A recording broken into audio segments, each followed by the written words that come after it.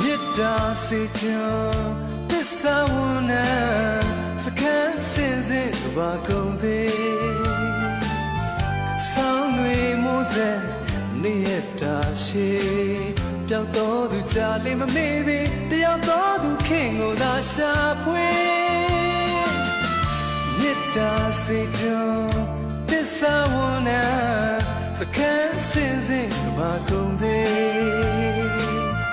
ဆောင်းတွေမိုးစဲနေရတာရှိပျောက်တော်သူကြာလေးမမေ့ပြီတယောက်တော်သူခင်ကိုသာရှာဖွေဘယ်စီရှောက်ရှာနေ